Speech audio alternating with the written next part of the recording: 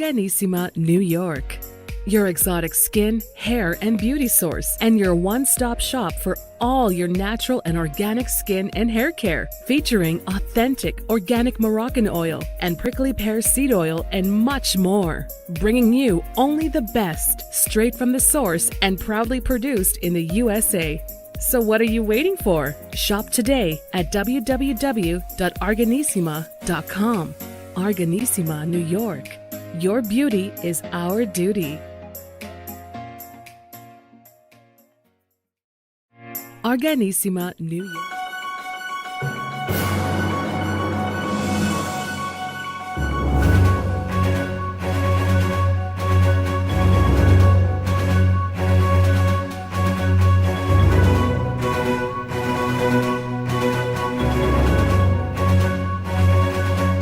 Welcome back to the iHealth channel, iHealth Radio. Another climb to your prime with Dr. Heim, all the way straight up from Australia with your host, hurricaneh. Dr. Heim, how are you? I'm well, thanks, Hurricane. How are you? Oh, I am terrific. I had been looking forward to this. I know we pushed it about a week. I had to take a little R&R time, so I'm back. And that's good. I hope your holiday was great. It was just relaxing. That was the best thing. You know, you can't get anything better than that. You know, sometimes we need to just relax and decompress and get refreshed again. That's it. Yeah. So, Dr. Heim, this is your session. This is a live session, and we can talk to people. Hopefully, people can call us at 848-482-8052. And we have questions that we've received from folks. And so I guess without any further ado, I will start with the number one question I have on the list. Are we okay with that? We're okay. We're okay to go. All right. So I guess this is a pretty basic one from Matt. The question is, what are the main warning signs of someone having a mental breakdown? I'm sorry I laughed, but you know, it sounds pretty basic, but I'm sure that's a pretty deep discussion right there. It will take an hour. It actually is deep. It actually is a deep discussion because I know what Matt's asking. Matt actually knows the sign. You get anxious, you get stressed, you get low, you start having suicide thoughts. But the question is, at what point do you do what, right? So obviously, if your life is in danger, if you're finding yourself actively suicidal, you need help. We need to save your life. And that's when you need to go and see somebody. But what happens along the way? Because we actually don't want people to get to that stage in the first place. And so when you notice that you're just a bit different than you normally are, and by that, I mean your mood is down, you're a bit more anxious, your thoughts are a bit more paranoid, and people around you are noticing behavior changes, that's the time to take a bit of stock and going, whoa, what's happening here? Am I under particular stress? And then the first question is, what can I do about it? Do I need to take some time off? Do I just need to sit by a river? Do I just need to sit with a good book? Do I just need to think? Do I just need to have a good meal? Do I need to make sure that I'm getting enough sleep? Then when it's getting to the stage when people are really concerned about you, always listen to the people around you, because people around you care for you and they will let you know when there's something going wrong, because it's not just for you that you're around, it's also for the other people. So if somebody says, hey, I'm really concerned, please listen and listen to what that person thinks that you need to do. You may need to see a doctor. You may need to take some time off. You may need to sit and have a chat. You may need to make a phone call. But before all of that, and this is where I drag it into my area, Hurricane, is we're into preventative mental health. We're into seeing what we can do before we get to that stage. Because you know what, during this pandemic, we are all carrying an extra 20 kilos of anxiety and another dollop or two of depression, sorry to say. And because of that, we do have to watch it. So Matt, thanks for the question. Well, thank you, doctor. And actually great insights. And it's funny because you mentioned about the anxiety from the lockdown and the pandemic. The next question from Sam from California literally touches right onto that and says, what are the psychological effects of the pandemic during the lockdown? Yeah. Sam, this is huge, because we are in lockdowns because we want to do all that we can for our health. but there's a cost to that. And the cost is actually to our mental health. And I suppose what we do in psychiatry is we see that if there's something wrong with the physical body, that has to be taken care of first. It's no use treating somebody's depression while they're having a heart attack, right? You don't look at somebody's anxiety while they're bleeding. So you don't look at somebody's mental health when there's an illness going around that is making people very sick and is killing people. So yeah, the pandemic comes first. But the lockdowns that we have put ourselves in to overcome this pandemic is costing our mental health. And this is what I find really interesting, Hurricane. It's costing us a lot more than we expected. So in other words, we are now living in an age of hyper-individualism where we're all on this planet together, but we're kind of living it all ourselves. But what this pandemic has taught us is when we go in isolation, we miss the people around us. We miss our friends. We miss our family. We miss touch. We miss hugs. We miss looking at people face to face. We even miss just being able to have that possibility, even if sometimes we can't do it. So in other words, we used to take that for granted. And the cost has actually been enormous. And it's a very strange thing, Hurricane, because there's been a few studies come out of Scandinavian countries that has shown that the suicide rate has actually come down during the pandemic. And I just don't believe the studies, or it was just on a population that were protected in that. Perhaps in Scandinavia, they're all enjoying themselves, cuddling up in front of a fire with a candle on and having a nice warm soup, whereas a lot of us are actually isolated. We're by ourselves. We're not talking to people. So in that situation, the anecdotal evidence and the actual evidence coming out has shown that anxiety, depression, and suicide are on the way up. So the real cost, Sam, to the isolation is anxiety, depression, more addictions because people are trying to cope, and unfortunately, more suicides.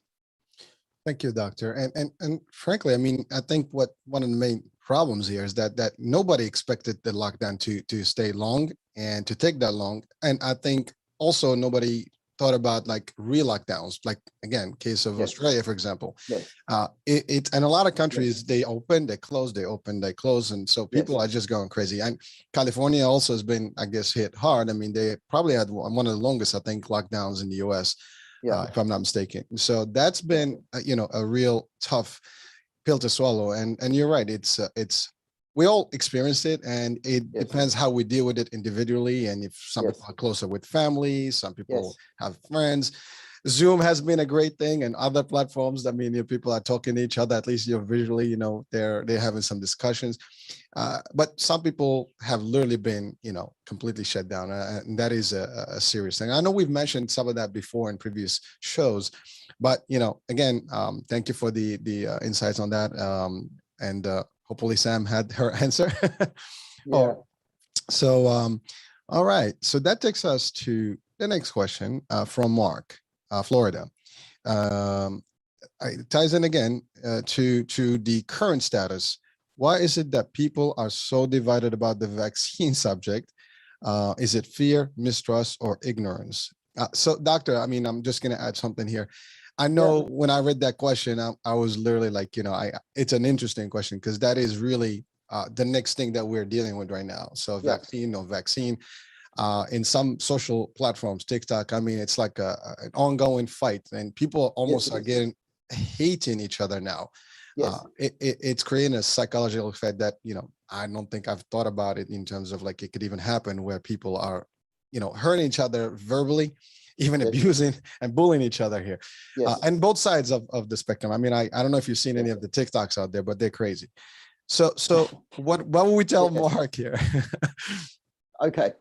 All right. So let me tie this into the last question, because lockdowns have been a real problem.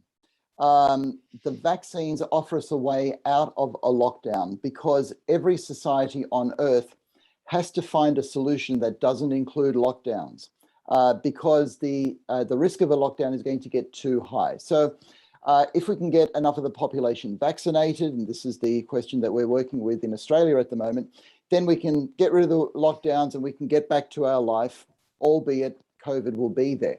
All right, so how do we end up in a situation where we've got science saying this, a lot of people believing this, and a lot of people distrusting that?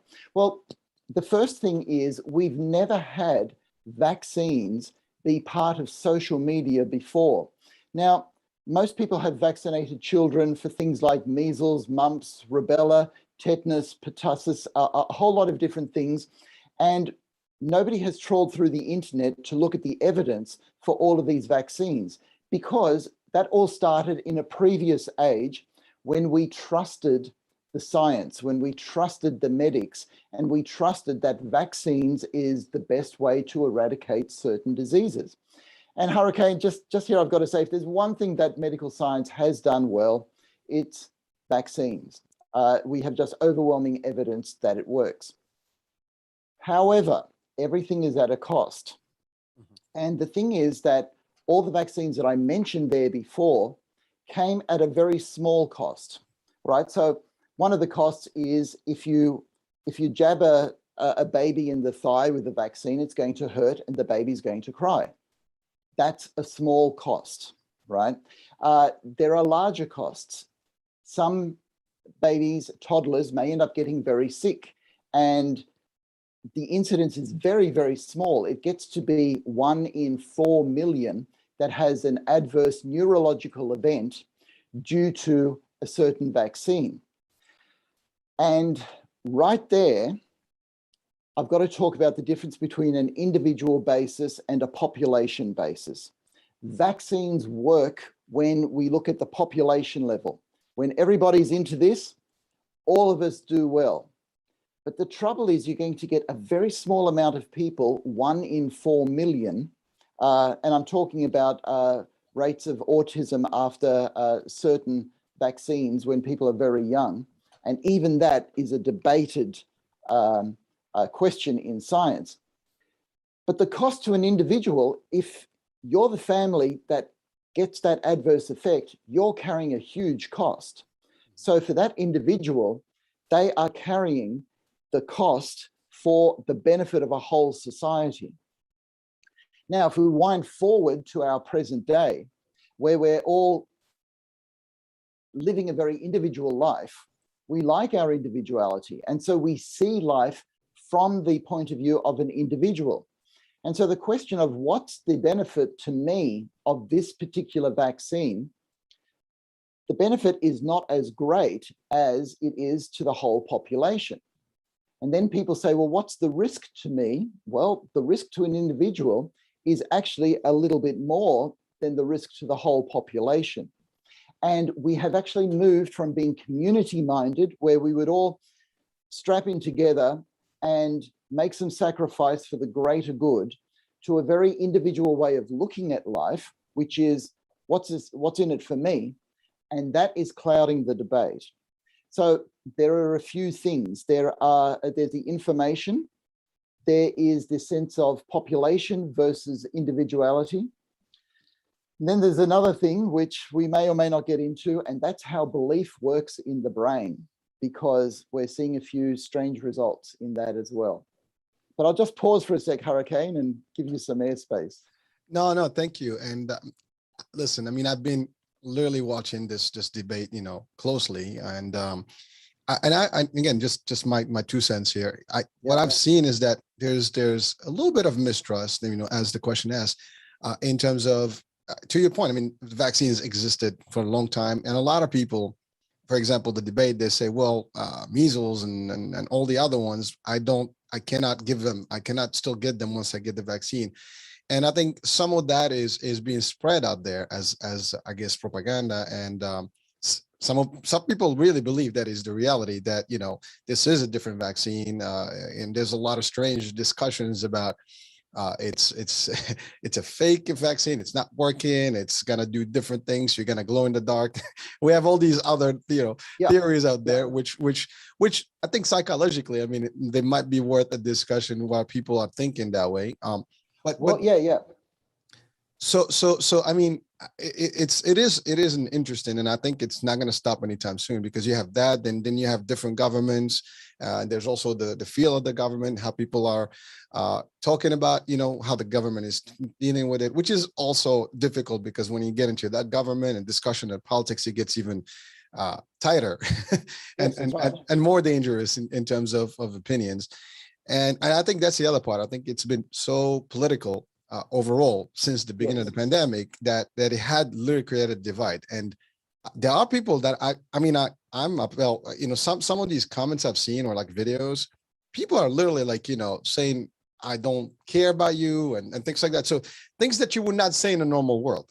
And the effect is just tremendous, I think, across all nations. And this is just from parts of the world that that we observe in TikTok stuff, but because TikTok is global, I've seen it in all different languages, and it's the message almost consistent. And you have the different groups that either have one extreme opinion versus the other. And the other part I think that is interesting is that in all topics, people respect each other's health. I mean, there's this debate about HIV, and we all know that's been over 40 years now. And, it has been so protected in terms of information on HIV, who you can't go out there and tell someone who has it or not. And then all of a sudden you have a vaccine, and you have, everybody wants to know that you have it or not have it. Then it adds up in terms of, I guess, economics, because now you have cities that and even countries that implemented vaccine cards, vaccine passport. It infringes on I guess, liberties. Now that adds up to the other part. So it's all, playing the psychology here. And I think the effect is just it's almost an avalanche of effect. It is. And what I actually want to do is unpack some of that avalanche so we know what's going on in the brain with belief. Please, thank you. Because it's really quite complex.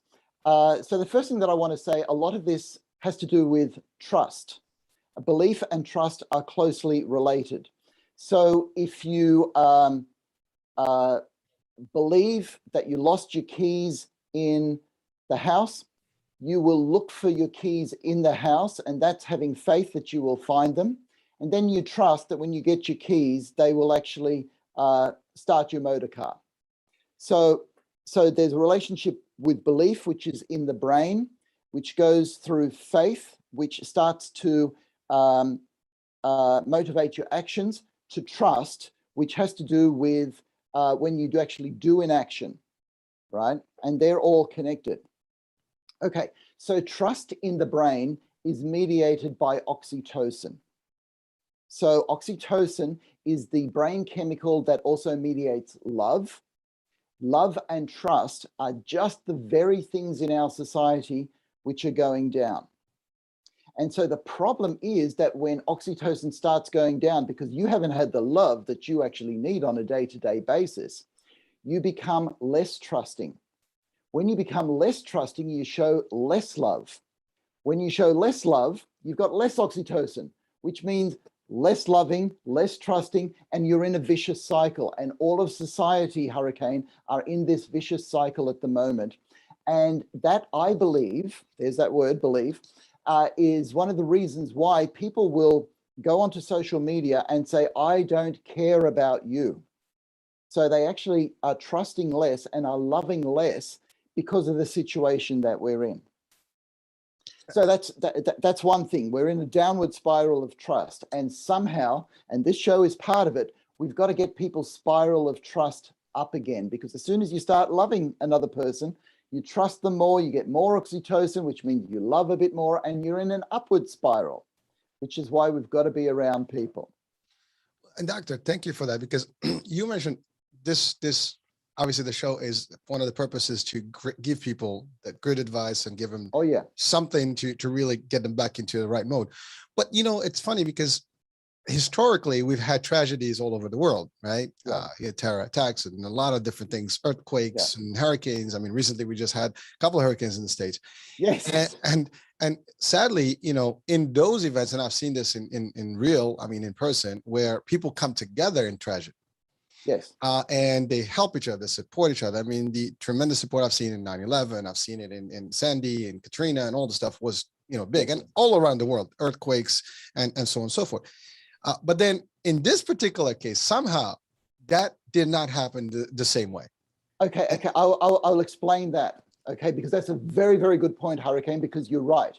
Whenever you have catastrophes that are local, and we lived in a city that had terrible floods, people come together, strangers help each other out. That is natural in humanity. So the question is, why isn't it happening now? Well, the answer actually is, number one, it is. If you saw, let's say, Columbia Presbyterian Hospital in New York City, this time last year when New York was going through a terrible time, people were working together. There were some people that were getting the sandwiches together, some people that were getting cups of tea, doctors that were helping each other out. It was beautiful. So why do we not feel that? Because the internet is not real life. All of a sudden, you, and I'm sorry to say this, Hurricane, are less human to me than if you were standing right in front of me. If you were standing right in front of me, we would work together and we would put in a plan to help each other out, help the neighbors around here, help people in the community. But through a screen, it's actually dehumanizing because, and again, I bring this to brain chemicals, we're not feeling the love. We're not feeling the oxytocin. What screen technology does is fill us all with dopamine, right? Which is the pleasure chemical. It feels good to watch things on YouTube, TikTok, or to put your own post up there. You get this feeling of, oh, that feels really good. But you don't get the oxytocin, hey, I am together with everybody that I am talking to. And unfortunately, this is what leads to cyberbullying, which leads to people saying things that they would never say to somebody's face. And it leads to this situation where we're actually, it sounds like we don't care for each other, but if we were actually all in one room, we'd start caring again, Hurricane.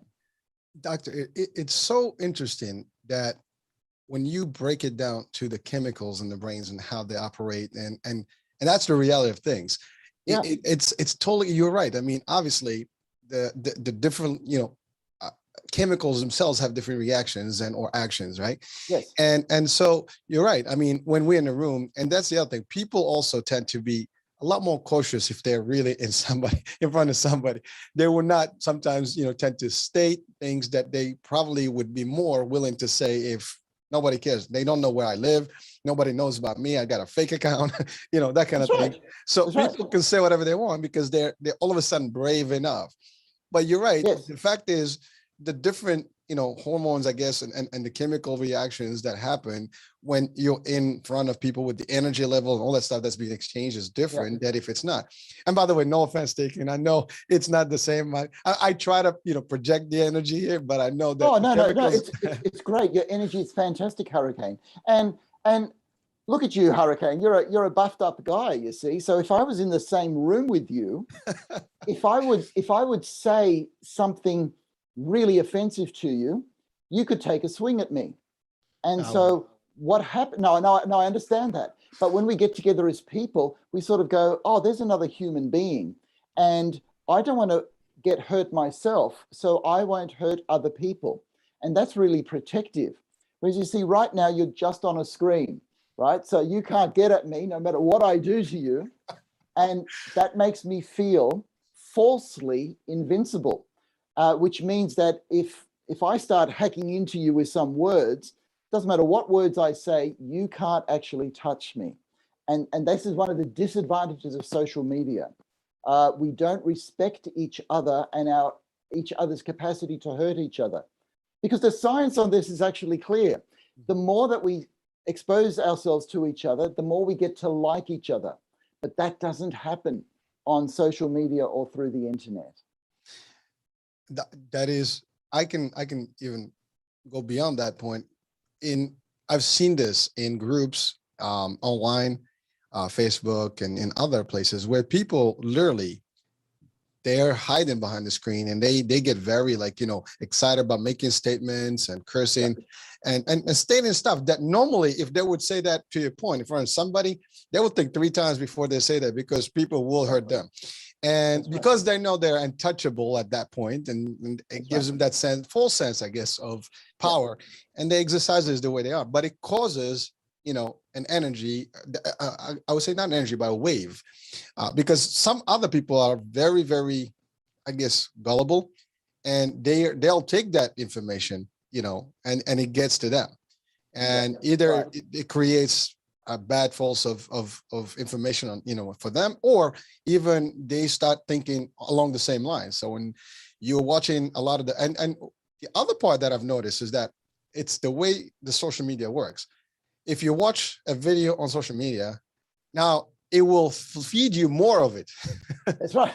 That's right. So if you see positive, you're gonna see a lot more positive. You see negative, it's somehow, as soon as it captures that you've captured 1 or 2 videos that are on this line, it almost kind of like shoots the same energy back at you. And only the videos that come up, or the TikToks or any of the comments, it's just the algorithms work that way. And so you will really get flooded. And if you're weak, mind, spirit, body, whatever, you will absorb that faster. And I think that's what causes, the reactions and more of the divide. Or yes, if it was the other way, it would be obviously the positive, end of it. But it works both ways, unfortunately.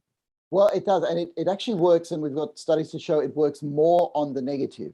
Our minds actually work more on the negative because we have more to learn from things that we do wrong. And we need to survive this environment. So our brain is constantly telling us what not to do. And that's one of the key reasons that all of our brains are actually negative. We talk about a lot of positive hype, but that's not actually what goes on in the brain. And the other thing is this feeds into our beliefs, because as you said, we are all in echo chambers where you watch one video and then you get fed the same ones. So you're getting a feeding of information on one line, and beliefs are actually very malleable inside us. We like to think that they're strong, but they're actually not. They're very malleable, and beliefs are not actually based on reason. They are based on our emotions. And that's poorly understood. We think that we're nice, rational beings, but we're actually rational and emotional beings. And sometimes, often, the emotions win out. And again, I mean, when you look at crime, you look at, good and bad behavior. Yeah. It's usually driven by emotions and, not really full thinking. I mean, most of the people that do bad things, they probably regret them at a point or another. Oh, exactly. But it just, it doesn't compute right away. And oops, what did I just do? And that's usually a too late oops, and then it is what it is. I mean, doctor, I mean, those insights they've been sharing right now, I mean, I think they're so valuable for folks watching. And obviously this is going to replay on the video feed as well as the radio. I just hope that people can really take it, sink it in and absorb it, because and the more we understand how we work, in the mind, and how it all correlates to our reaction and how we behave, I think that's going to help us be hopefully better humans and better, neighbors and just people in society. So I just hope that always, this is the reason we're here, is to just drive the positivity and the motivation and the knowledge to help at least guide us, somehow, one way or the other, right? Well, only one way, the good way. That's right. That's right. That's right. And this is one reason why I still want to unpack why we're distrusting the science. And this has a lot to do with our hyper-individualism, that we trust ourselves and we want things for ourselves and we don't want anybody to get in the way with what we want. Whereas decades ago, because we didn't have an internet, we actually had no choice but to trust the experts. And so when scientific papers came out, we would trust that the experts knew what they were doing. Whereas all of a sudden, an epidemiologist, somebody who had a desk job a couple of years ago, is now a celebrity, right? But we all think that we're epidemiologists because we read a few papers, whereas this is really complex stuff. And we try to distill really complex information into messages so that people can understand what's actually going on and how to behave. Now, in doing that, you lose a little bit along the way. You can't possibly expect people in the street to understand what epidemiologists understand. But because there is less trust in society, we trust the epidemiologists less. And by the way, Hurricane, I'm not just saying that we should blindly trust people, right? But their epidemiologists have their own way of keeping themselves to account. If there's, let's say, a rogue epidemiologist doing something strange, right? A whole lot of other epidemiologists will let them know that that's what they're doing. And that's why consensus in the scientific community is actually a safety net to make sure that we as the general public do not get led astray too much. Because is there manipulation of information? Sure. But the most manipulating thing is actually the internet, because the internet is designed to feed off our emotions, to keep us on the internet so that other people can make money out of us. Well, I mean, it is a fact, and no one can deny it. I mean, you can think of something. I might speak right now on something, and Google will know exactly what I want and get an ad right now. That's right. That's right. Well, it's interesting. You're talking about the trust in the science, the specialists, I would say, and I think what I've noticed also, there are some doctor groups, I would say, that are on both sides of the spectrum. Now, maybe there's lesser of one side than the other. Some are trusting the concept. There are messages that are coming in from either pharma folks and so on and so forth. They might have a grudge, they might have other reasons, but that's the thing. People are making statements, and people are feeding off that. It's almost like that's right. People are choosing what to feed off, and some people are choosing one side versus the other, which is always going to happen. I mean, people always side somewhere, right? Yeah. It's just where they wind up. I mean, some people stay in the middle, try to watch what's going on in the debate, but a lot of the fact is that most of the majority is going to go one way or the other, and I think that's usually what happens. Yes. But it is a current fact, and I think maybe you and I will be obviously watching this longer, and we'll probably have more discussions about this and where it is, and hopefully when it ends, and maybe there will be some more studies to give us real insights as to what's happening. I mean, there's again, like, there's so much theory out there about bad things, and I think what it causes is fear, and like, for example, you look at the VARS, right? For all the adverse reactions, and it is claimed that there has a certain amount of deaths from the vaccine stuff. But again, there's deaths on both sides. And then there's the fact that, for example, well, you can still die with the vaccine. You can still give, the disease, if you're vaccinated, you still have to wear a mask. So people's like, well, why and why not? And I think that's the other part, because normally with old vaccines, even a flu shot, you do it, it works, and you're good for the season. Now, no one ever guaranteed a flu shot before, and it's very clear that it doesn't cover all the flu strains. That's right. And certainly it's only a certain capacity to certain populations, not everyone. So we know that. And but to your point earlier is that a lot of these vaccines were done a few centuries ago, or maybe like 60 plus years ago, and so we've grown to be conditioned to them. We all had our vaccines since we're kids. We all have our shots until we're kids in high school, and then basically that's the, or I think that's where it ends. Like, my kids are teenagers, so they just finished their shots. But that's how we've been conditioned to it. So nobody questions those. But because this is, to your point, new, and the Google and the technology that we have and the internet is got more than just the scientists in there. So common folks are actually part of the discussion and opinionated, and they share that, and it causes a little bit of a dilemma. It does. So what I want to give is, let's say there's an individual listening out there that sort of goes, oh no, what am I going to do in the midst of all of this? How am I going to make decisions? Excellent. So I want to give an individual like that a way through all of this. So firstly, I need to make a distinction between getting information and getting shock value for your emotions, right? Mm-hmm. So once you've got information on the vaccine, right, if you keep going over the same information, listening to other opinions and going over and over just for a little bit more information, you're not actually getting more information. You are falling into the trap of letting your emotions lead you down a rabbit hole that will lead you towards more fear and more emotions, but no more information. So And the information is really quite easy to get. And I'm talking about dissenting information as well. So I'm not here to tell people, follow the party line. I believe that if you think for yourself, that you will come to a reasonable solution for you based on your situation, where you are. So the first thing you do is you look at the information that is being brought to you by your government agency. So the Centre for Disease Control, see what's on that website. See what's on the WHO website. So go to all the trusted sources first. And then you go, all right, can I trust these guys 100%? And we're all human, so the answer is going to be no. You can only trust them 96%, which is pretty damn good. So for your other 4%, look for some dissenting views and read them. And then once you've read them, you make a list of the pros and cons of getting a vaccine for you.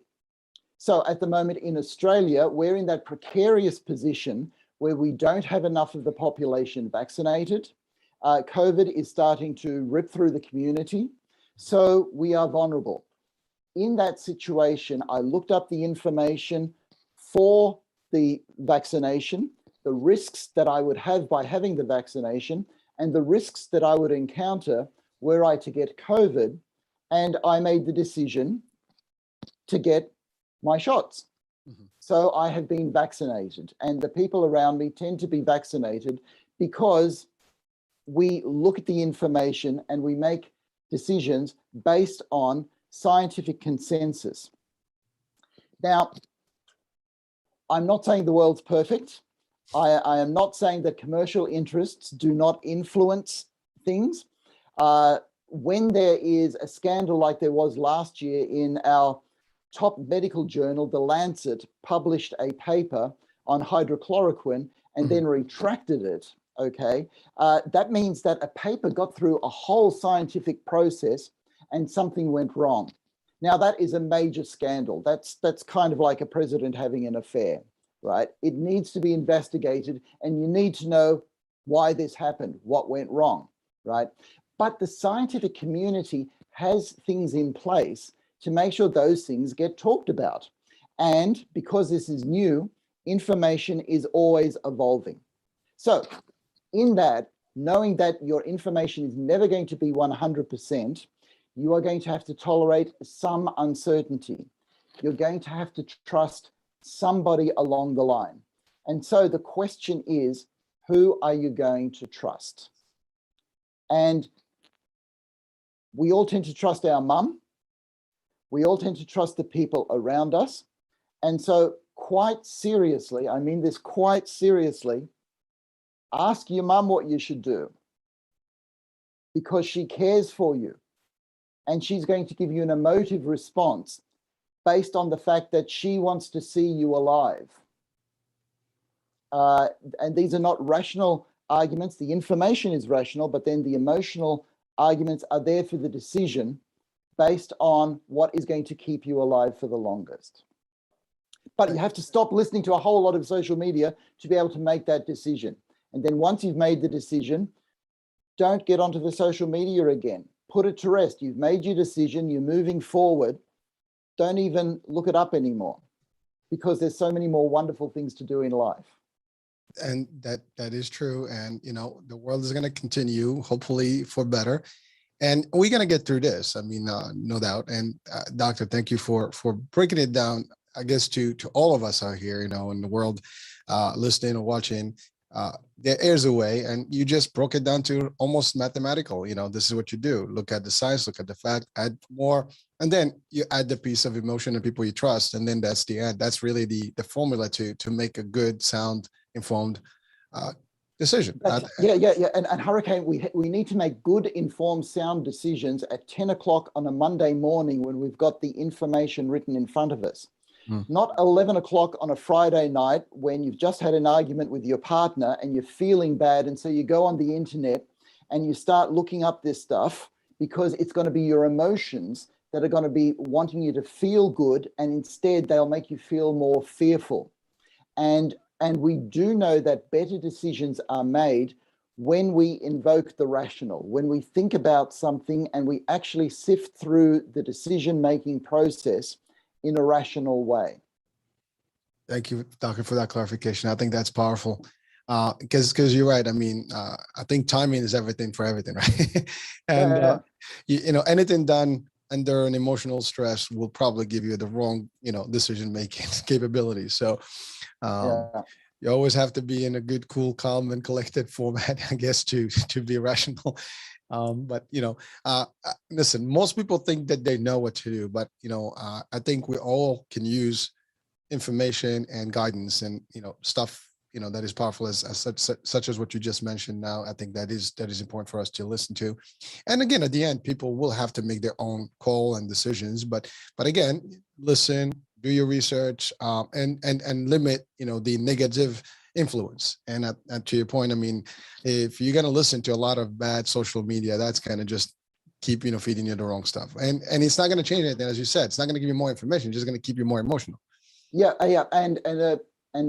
And a decision made on a decision made on emotional bases tend not to be good. So when I admit somebody into hospital who's depressed and suicidal, often they're telling me, right, I'm going to quit my job, I'm leaving my relationship, and I'm going to move interstate. And I'm going, hold it.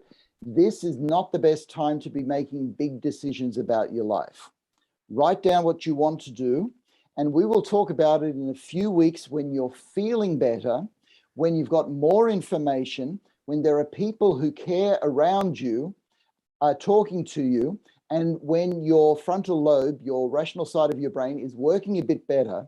And we'll revisit those questions. And we'll look at the pros and cons of each, and we'll come to a more considered decision. And people go, oh, okay, yeah, that makes sense. So in a way, we all have to do that, because it's when we're in an emotional state, we feel like making big decisions, but they're not the best decisions. So, Doctor, just a brief moment. I wanted to just make a quick announcement. So, folks, we are live, and please feel free to call us at 848-482-8052. And this is a monthly show, and there's no bad question here. This is a good opportunity. If you have any questions about mental health, and if you ever consider to ask a question, this is a good platform. You don't have to claim your name or who you are. You could just, call us, and just ask the question. Most of these questions I received were just first name and location, but, I think they're beneficial to listen to. And Hurricane. Yes, sir. What's that phone number again? 848-482-8052. 848-482. 8052. 8052. Okay. All right. Well, it's actually on as we're having the show. It's live. It's on the screen, so people great. They can see it while we're on. Again, you can call right now. We still have a few minutes, but I do have a few questions more. But it's funny because the question I have next from Nancy from North Carolina, it is literally tied to suicide. Okay. We just talked about suicidal thoughts, and the question is. It's more for kids, but it says, why do teenage kids entertain suicidal thoughts more? Is that even a fact? I don't know, but that's the question. Yeah. Unfortunately, Nancy is right. What we're finding is younger children getting suicidal thoughts. And here's what's very interesting, particularly females. In the USA and in Australia, the largest rise in suicide over the last 10 years has been in females from the ages of 12 to 18. And that's a really worrying sign, Hurricane, because the question is, what's happening in our society to drive something like that? And this is just a theory, but it has to do with social media, where males tend towards physical aggression. Females tend towards relational aggression.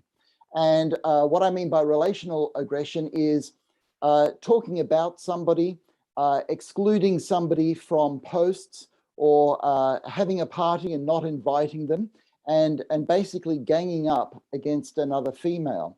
And unfortunately, I personally know of situations where this has led to somebody's suicide. because one of the worst feelings for all of us, Hurricane, is to be thrown out from the human herd. We all want to be part of it. We all want to feel that we're part of the human race, right?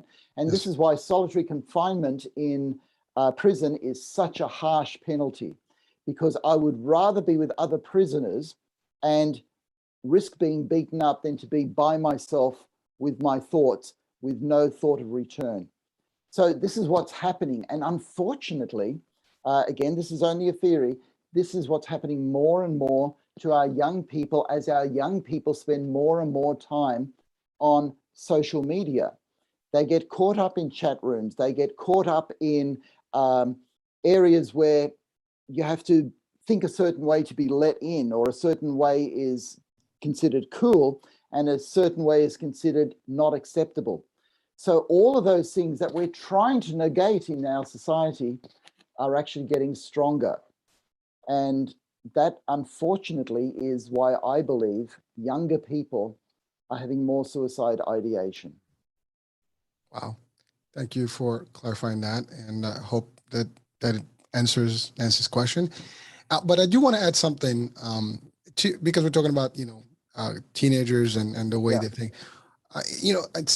I'm going through teenage kids myself, and I notice, that's a very tough age. And again, listen, we had to go through it to get to our age today, but I don't know if we're different or different, I guess, generation.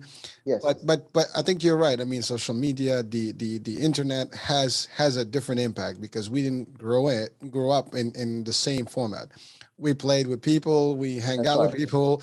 It was a different type of access, and we had very little information other than really book information and school information. So, at least in my experience. And I think the kids today, they're very sensitive. There's so much peer pressure, and they just basically their reactions are different. And it all depends on, again, the upbringing and all the stuff. So I think that does have a serious impact on how people operate here, and especially at that age. Yes, that's right. And you have to look at what's different in the generations. And what's different is the rise of the internet, but particularly of smartphones. And look, I have been to conferences on youth and adolescent mental health where we see a difference from 2007.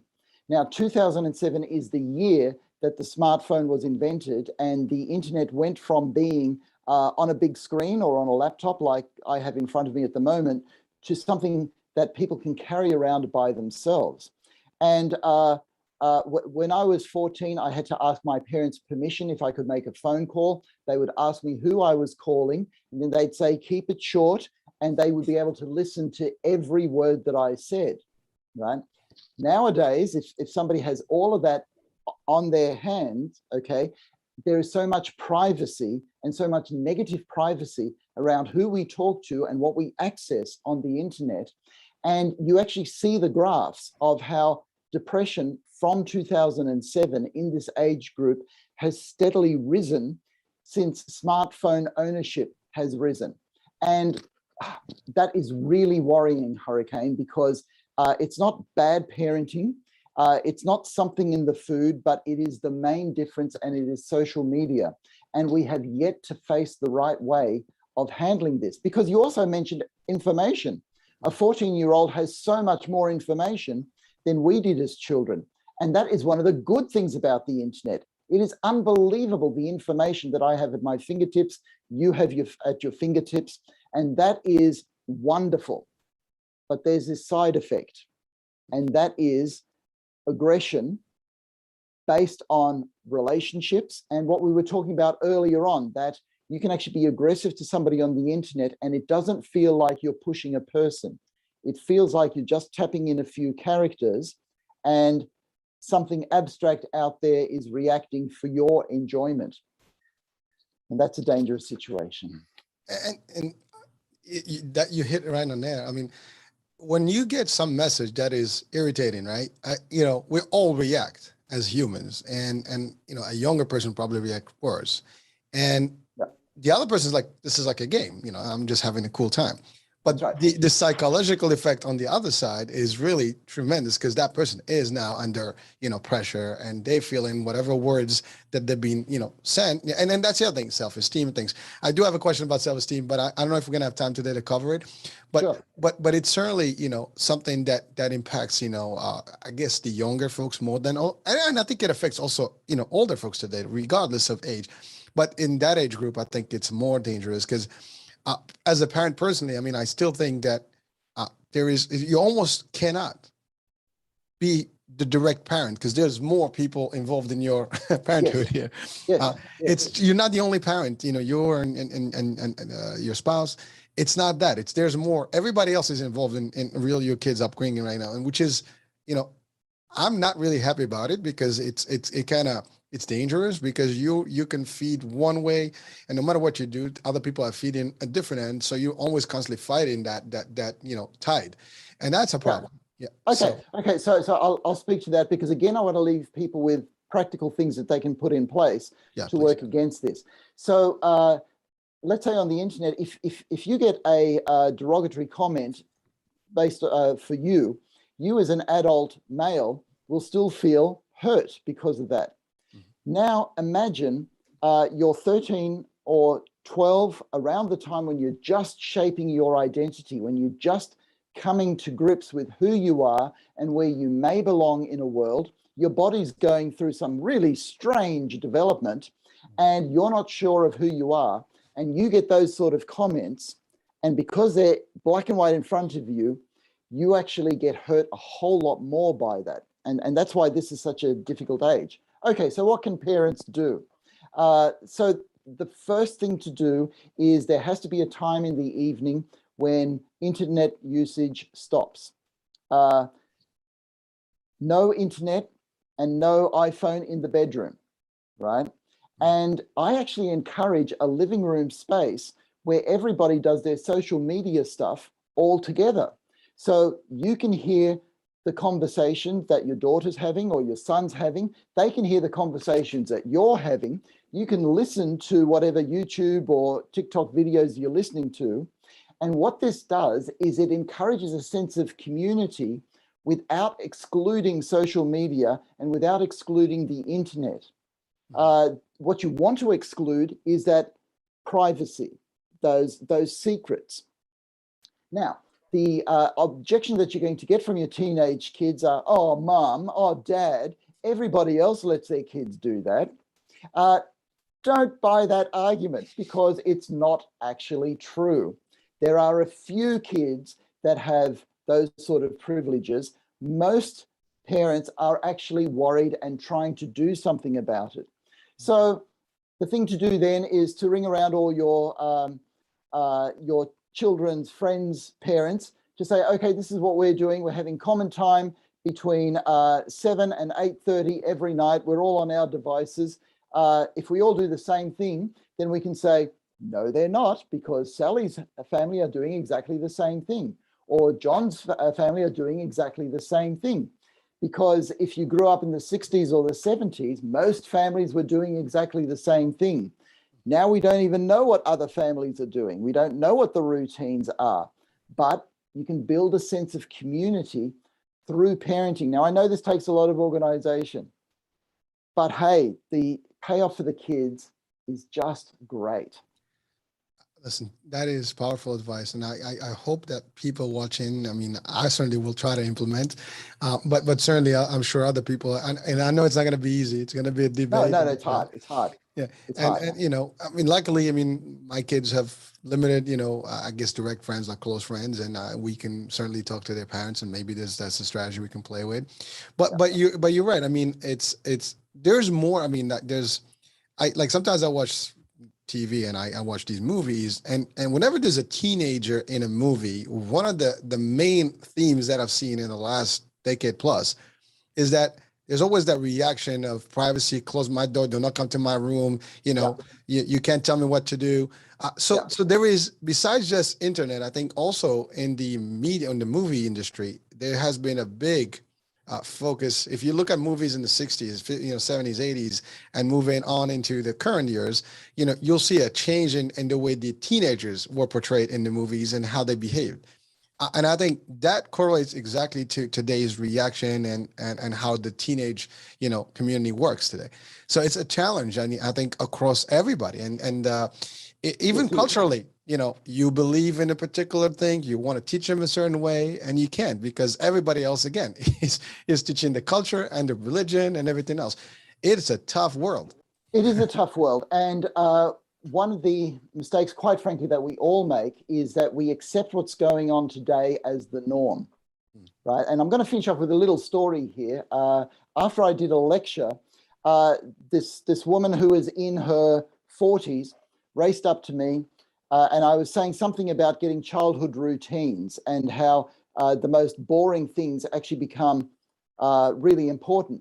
And she said, look, I just want to let you know, I grew up in a Jewish family, and every Friday night, my parents made me do Shabbat. I had to stay at home when others were going to the movies. I wasn't allowed this, I wasn't allowed that, and I was grumpy and I hated it.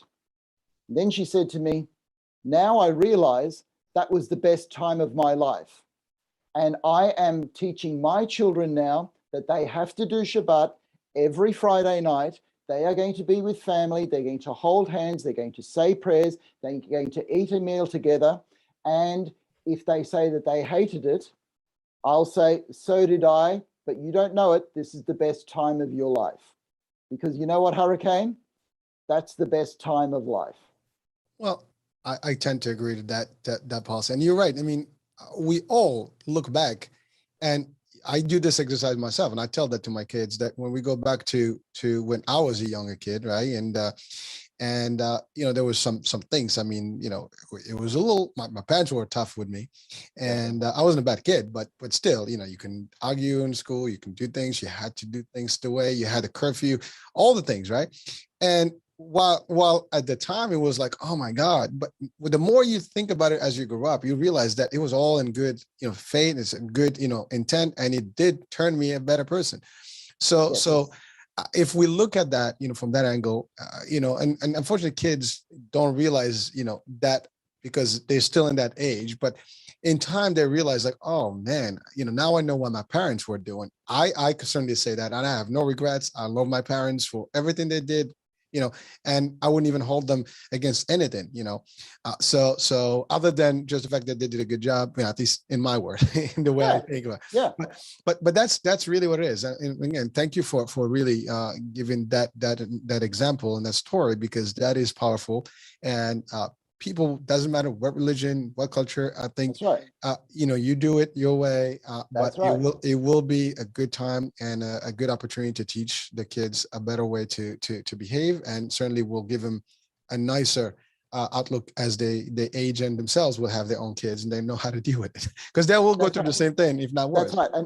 And I want to encapsulate that, because when it comes to happiness, we confuse pleasure with contentment. And so the thing is, you can have your short-term pleasure, but don't let it get in the way of long-term contentment. So you may enjoy a roller coaster ride, but if you had to go on a roller coaster ride every hour of every day for a month, you would not be a content person. An occasional roller coaster ride in the midst of a lot of family-led contentment and contentment with friends is the way to have happiness in life. Long-term contentment, then the short-term pleasure. Doctor, thank you for that. And I know we've gone a little bit over our time frame for the day. So I appreciate, all the extra time here. And folks, if when you're watching this and you're listening, and as you're watching now, know that this is a monthly show. So please feel free to send in your questions. The email will be in the description of the show. This will be broadcasted, it's broadcasted live, and it will rebroadcast live again on the radio and the channel, YouTube, and all the social media. So please feel free to join us in the next one. We'll be back the end of the month, and every end of the month, unless it's a holiday or something, but we'll make sure we have a deferred date. But Dr. Heim is always looking to bring in some value to folks all around the world, and we're really getting the real thing here from a world famous doctor that specializes in real stuff that handles that deals with our society and our issues, and can help us be better, live better, and happier. That being said, thank you for watching today. It's been always a pleasure. And Doctor, thank you for the time and for being with us, for all the good stuff. Folks, thank you for watching. We'll talk soon. Different show, different topic, and different guest. Bye now. Ciao, ciao. Bye.